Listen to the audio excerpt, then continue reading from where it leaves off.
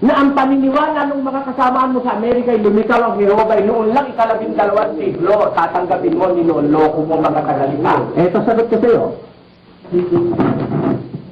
Ang binabanggit ng mga kasamahan namin, hindi na sa Amerika, magindi sa Pilipinas, na ang modern translation of the name of God ay sa bagong panahon lamang lumitaw. Modern translation ang pinag-uusapan eh. Salamat po, Mr. Moderator.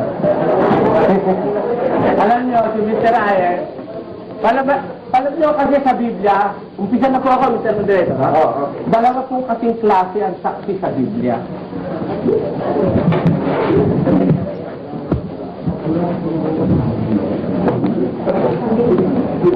Sa Biblia po, dalawa ang saksi, at ito'y binabanggit dito sa 14:25 ng Kawikaan. Ganito, babasahin ko.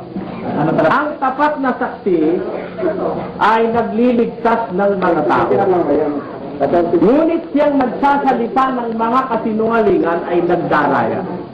Ang sabi po ng Biblia, sabi ng Diyos sa Biblia, ang tapat na saksi nagliligtas ng mga tao.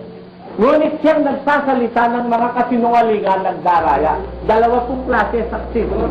Isang saksing tapat at isang saksing sinungaling, bulaan. Ang tawag sa husgado, testigo falso.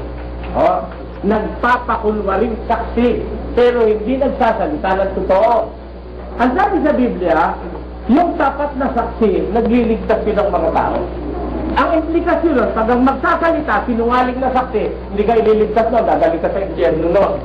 Ngayon, aalamin natin kung saan nakahanay si Mr. Ayers, doon ba sa tapat na saksi o doon sa bulaang saksi? Kasama na nun lahat ng kanyang mga kasamang saksi ni Jehovah. Meron ba silang pinagkaiba ni Mr. Ayers? Lahat ng kasama niya sa umpisa. Babasa